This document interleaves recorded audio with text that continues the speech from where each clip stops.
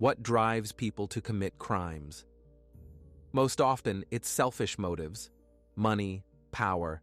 In some cases, a crime is committed out of hatred or love.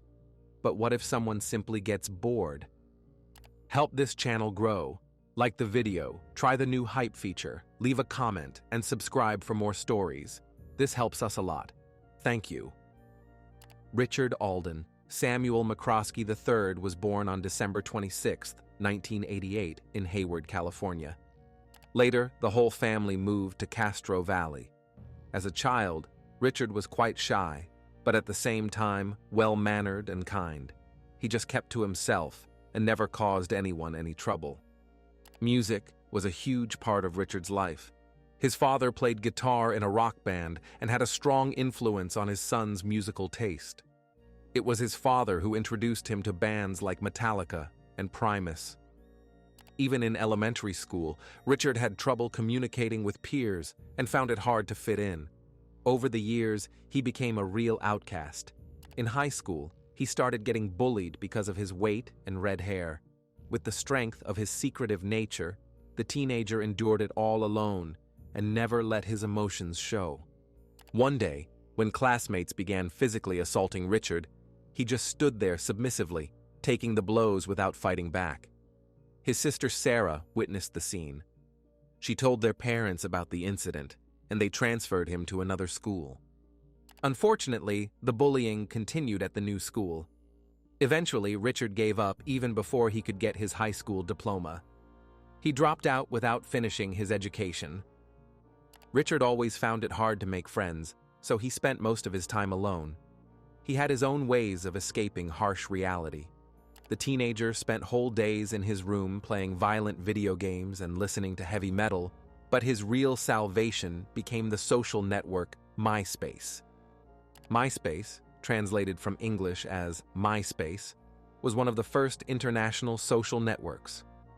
It was a community site and blogging platform where users could create interest-based groups, personal profiles, keep blogs, post photos and videos, and listen to tracks by popular artists. McCroskey spent a lot of time on MySpace. It became a kind of addiction for him. Of course, social networks in general can be very useful. They help people find communities of shared interests and make new friends from all over the world. That's exactly what attracted Richard. He turned to MySpace and found music lover communities there that shared his passion for his favorite genre. McCroskey met other enthusiastic teens and for the first time truly felt like he belonged. His father had introduced him to heavy rock, but then the young man discovered a new direction, horrorcore, and became literally obsessed. Horrorcore is a subgenre of hip-hop whose lyrical content is based on horror movie imagery, or can be even more terrifying, describing the darkest vices of human nature, raw, unmasked violence. Most horrorcore songs touched on themes of death, bullying, mutilation, torture, the occult, mental disorders, and many other dark topics. Richard McCroskey was mesmerized by extreme music with grim lyrics and all kinds of obscenities. It was a new world he plunged into head first. In short, horrorcore and MySpace became Richard's main outlet. It was what he was truly passionate about. The teenager even started making his own horrorcore music. The lyrics of his songs could easily scare an unprepared listener. Richard wrote about voices in his head constantly telling him to take someone's life, about wanting to carry out a mass slaughter and quickly get rid of rotting corpses. There was a lot of controversy around horrorcore. Some people believed that music and lyrics of this kind encouraged crime. But it was worth remembering that music is just a form of expression, and the fact that someone sings about death and wanting to take lives doesn't mean they're actually going to pick up a weapon and kill someone. After all, people who write horror movie scripts don't go out on the streets and start bringing their ideas to life. It's simply a form of self-expression. In Richard McCroskey's case, music of this genre, where violence was mentioned, serial killers and their crimes were romanticized and glorified, apparently somehow affected the teenager's impressionable mind. But that's more the exception than the rule. Since Richard was now making music himself, he needed a stage name. Behind the veil of the internet, the usually shy and awkward young man appeared as Psycho Sam, a psychopath obsessed with violence and loving bloody scenes. Psycho Sam was the nickname under which the guy posted his creepy lyrics on MySpace. It was a reference to David Berkowitz, the 1970s New York serial killer who called himself the Son of Sam. In addition to his MySpace page, Richard McCroskey ran a YouTube channel called Little Demon Dog, again referencing David Berkowitz. There he posted videos of his petty delinquent acts, like going to a cemetery and turning over crosses. In his videos, he drank alcohol, sometimes used illegal drugs, and had fun. Thanks to his new passion, McCroskey became one of the biggest horrorcore fans and finally made some friends. In the summer of 2008, 19-year-old Richard was living with his parents and working part-time as a web designer. He built websites for people in the horror industry. It was thanks to his online persona and small fame in the horrorcore world that around the same time, Richard met a 15-year-old girl from the other side of the country who was also a fan of the genre. A friendship formed that eventually turned into a long-distance romance. Her name was Emma Niederbrock. She lived in Farmville, Virginia, with her father Mark, a pastor who had led the local Presbyterian church for the past 6 years, and her mother Deborah Kelly, a professor of sociology and criminal justice at Longwood University. Dr. Kelly mentored students, many of whom went on to successful careers in law enforcement, fire services, and related fields, applying the knowledge she had given them. The Niederbrock family had a wide circle of friends in their hometown. From childhood, Emma had been a sweet, kind girl, but although she grew up in an extremely religious family, as a teenager she rebelled against everything she had been taught. Now she was much more interested in Gothic fashion and the occult than in faith in God. Her friends knew her as a rebel who was obsessed with dark music, yet still listened to the Backstreet Boys and played soccer. One day, her mother came across creepy writings Emma had used to decorate her bedroom walls. The woman was very worried about her daughter's behavior and decided all the negativity was coming from her school environment. After consulting with Emma's father, the mother decided to pull her daughter out of school to protect her from temptation. At her parents' insistence, Emma switched to homeschooling, but apparently the strictness of her father and mother produced the exact opposite result. Locked inside 4 walls, Emma developed yet another new passion: the MySpace horrorcore community. Online, Emma used the nickname Ragdoll. So in September 2008, Emma met a young man named Psycho Sam. They started chatting online and soon discovered they had a lot in common. The guy had dropped out of high school. Emma was also homeschooled, so both teens felt isolated from society. They were into the same music and loved the horror atmosphere. Just a few months after they met, almost simultaneously, both experienced their parents' divorce. Richard's mother left home, leaving her adult son with his father. With Emma, it was the opposite. Now she lived with her mother. Despite the separation, her parents remained close and both stayed actively involved in their daughter's life. Now the young people not only messaged each other on social media, but talked on the phone almost every day. The only thing, they had never met in person. Since Richard had been an outcast his whole life, he quickly developed strong feelings for Emma, who understood him like no one else. McCroskey genuinely fell in love and already considered Emma his girlfriend in his heart. Emma Niederbrock, for her part, was also smitten. Richard was older and perfectly suited to be a boyfriend, though a high school girl probably wasn't thinking that far ahead, since they lived on opposite sides of the country. September 2009 arrived. The young people had been talking for 12 months, but had never met face to face. At that point, Richard turned 20 and Emma 16. Finally, the time came when they decided to meet in real life. On September 12th, a festival was scheduled in Detroit, Michigan, featuring several bands both were fans of. They decided to seize the opportunity and go to the concert together. For Richard, It was the only good news in a while, because he still couldn't come to terms with his parents' divorce. Even though he had to travel across the entire country for this meeting, McCroskey was determined. Emma also had high hopes for the festival. She couldn't wait to show her best side to the mysterious California guy. Emma also wanted to bring her friend, 18-year-old Melanie Wells. Melanie lived in West Virginia and had met Niederbrock through MySpace and the horrorcore community. Like Emma, she was homeschooled, so the girls quickly became best friends despite living in different states. It was horrorcore music, with its violent lyrics mixed with hip-hop beats, that brought Richard, Emma, and her friend Melanie together. On top of that, at the festival, they could meet other community members and some young musicians. So the three friends planned to go to the festival, but since they lived in different places, they needed a plan to meet up. The plan was this. Richard and Melanie would fly into Richmond, Virginia, and stay at Emma's house in Farmville. Then, her parents would drive all three to the festival, which was a 10-hour drive away. When Emma told her mom about the plan, Deborah was very surprised. She had nothing against her friend Melanie, but she didn't like the idea of an unknown 20-year-old guy she had never met staying in their house for several days. As mentioned earlier, Deborah Kelly was a professor of sociology and criminal justice, so she saw hidden motives and red flags in everything.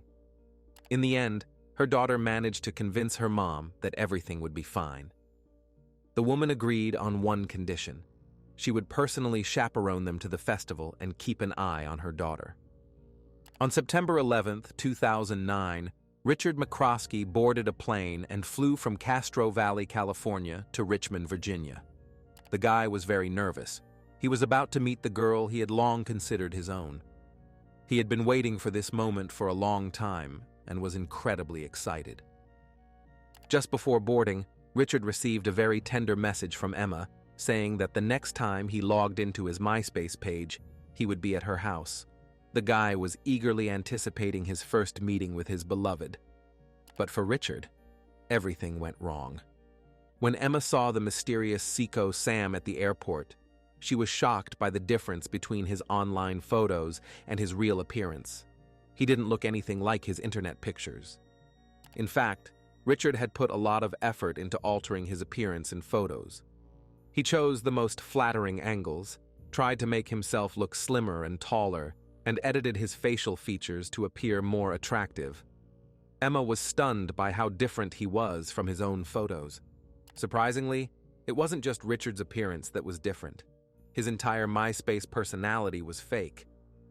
Online, the person under the nickname Seco Sam acted like a cool guy, but in real life, he was completely different. Shy, timid, and awkward.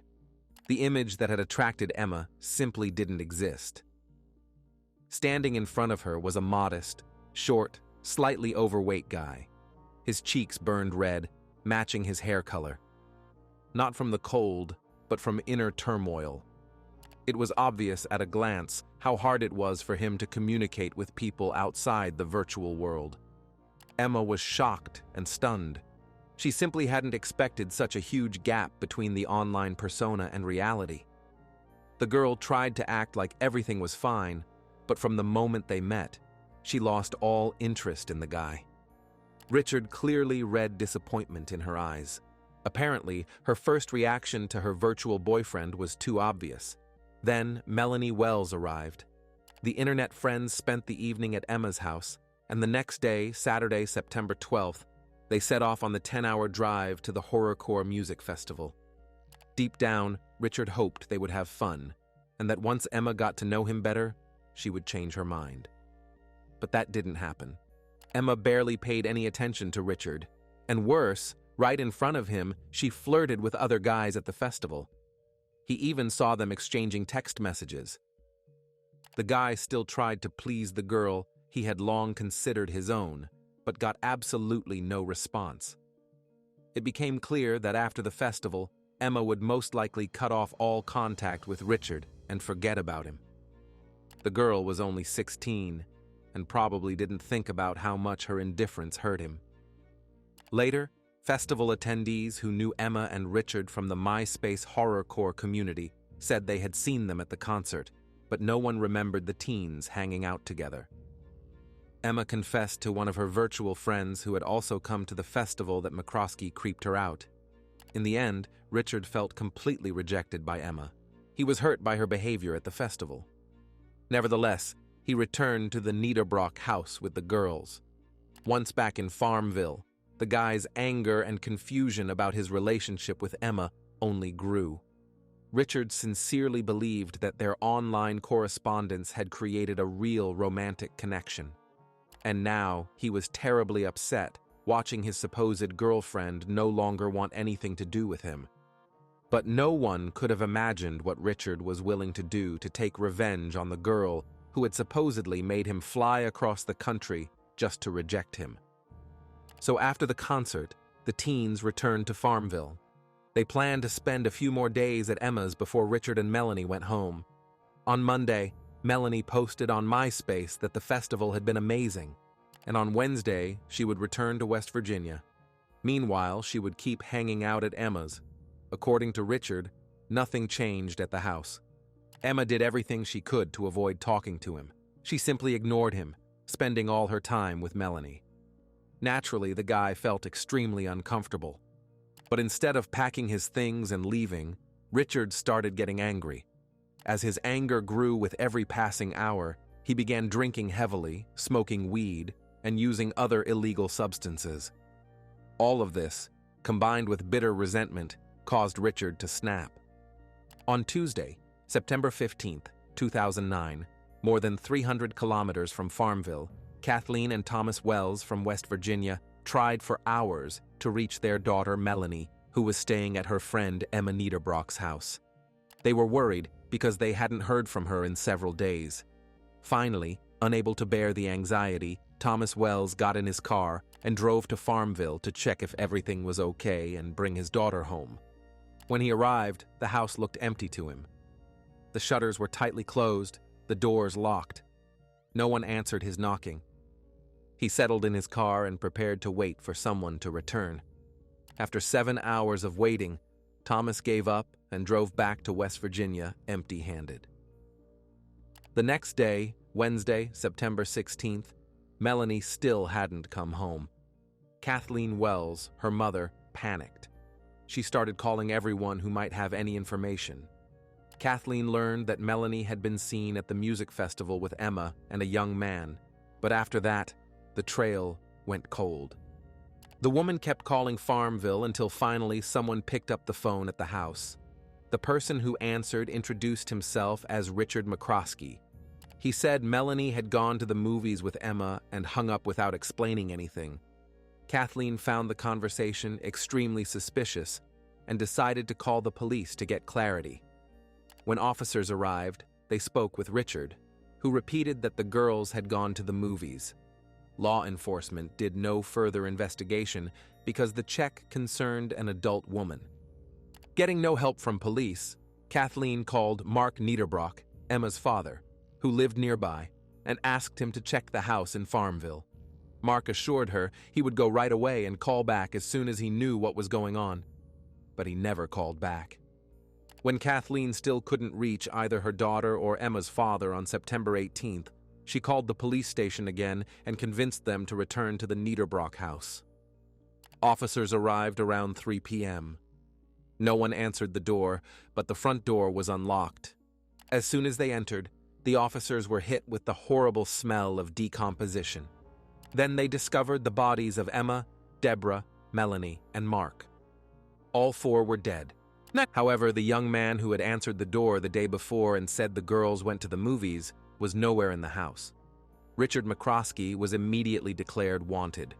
If the guy wasn't involved in the deaths of 4 people, he could be a witness and in danger. But where was Richard? After killing Mark Niederbrock, the father of his would-be girlfriend, the guy stole the man's keys to his Honda, got in the car, and headed to the airport. He planned to return home to California. However, he didn't make it to the airport. He lost control and drove into a ditch. Highway patrol arrived at the scene. When asked whose car it was, the guy said it belonged to his girlfriend's father. The officer wrote McCroskey a ticket for driving without a license and impounded the Honda. During the conversation, the young man mentioned he was rushing to catch a flight to California, and they let him go. Without a car, Richard decided to hitchhike the rest of the way. A tow truck driver picked him up and agreed to drop him at the airport. Only later did the driver regret it. Richard literally reeked of death. It turned out the young man hadn't showered or changed clothes since committing the crime. As it later emerged, his clothing was soaked in blood and had bits of the victim's flesh on it. Still, the truck driver managed to hold back the urge to vomit and got Richard to the airport. He just rolled down all the windows. McCroskey had no idea the police were already on his trail. When the officer who ticketed Richard returned to the station, he learned the young man was wanted for a brutal massacre. He immediately contacted colleagues and reported that the suspect was heading to Richmond Airport. Early in the morning of September 19, 2009, police found Richard McCroskey asleep on a chair in the baggage claim area. He had spent the night at Richmond International Airport waiting for his flight. He had a ticket for a return flight to California on Sunday. The young man tried to change the flight date, but didn't have enough money to pay the change fee. It was a very calm arrest. Officers approached the guy and asked him to come with them. They didn't even handcuff Richard, who had no prior criminal record. When asked why he staged the massacre in the house, McCroskey calmly said, "Jesus made him do it." Richard was arrested and charged with 4 murders, robbery, and grand theft, auto of the Honda, belonging to the late Mark Niederbrock. From the very beginning, all evidence pointed to the 20-year-old who had flown across the country to meet his online girlfriend and attend a music festival. McCroskey was the last known person to see all 4 victims alive. His entire outfit was soaked through with the victims' blood. MySpace messages indicated a romantic relationship between Emma and Richard. Festival eyewitnesses who also knew the young people from the online community said the guy took the girl's rejection very hard. So the evidence against him was overwhelming, and the guy himself didn't deny killing all 4. After his arrest, McCroskey initially refused to cooperate with police, but after speaking with his lawyer, he agreed to tell how and why he had sent 4 people to the next world. Richard also explained his motive, stating that Emma was the main target. She had to die for rejecting him, and he decided to kill the others so there would be no witnesses. Everything that happened in the Niederbrock house in Farmville is known only from Richard McCroskey's own words. On Tuesday, September 15th, while the whole house was asleep, Richard couldn't sleep. Fueled by alcohol and illegal drugs, he lay in bed replaying the events of the past few days. The exciting anticipation of the trip, the awkward meeting with Emma, her flirting with other guys at the festival. It all drove him crazy, but he held it together, hoping the girl would get to know him better and change her opinion. McCroskey had pinned certain hopes on his relationship with his online girlfriend and had imagined their first meeting after a year spent behind a computer screen very differently. And now he was furious that the real-life meeting with Emma had gone nothing like he planned. Yet, even back at the house in Farmville, Emma paid no attention to Richard and avoided talking to him, spending all her free time with Melanie Wells. The young man was unhappy with how everything was turning out. That became the trigger for what followed. Around 3 a.m., Richard left the guest room, grabbed a 7 to 8 pound maul he found in the backyard, went into the first-floor living room where 18-year-old Melanie Wells was sleeping on the couch. Then he slowly went upstairs to the office of 53-year-old Deborah Kelly and finally entered the downstairs bedroom of 16-year-old Emma Niederbrock, the girl who had rejected him. All 3 were asleep when Richard attacked them, and all 3 died from blunt force head trauma. There were no defensive wounds on the victims' bodies.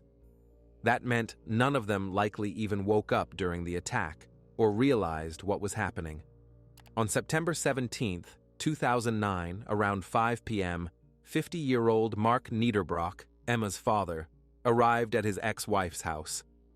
The man was worried because his daughter and ex-wife hadn't been in touch for several days.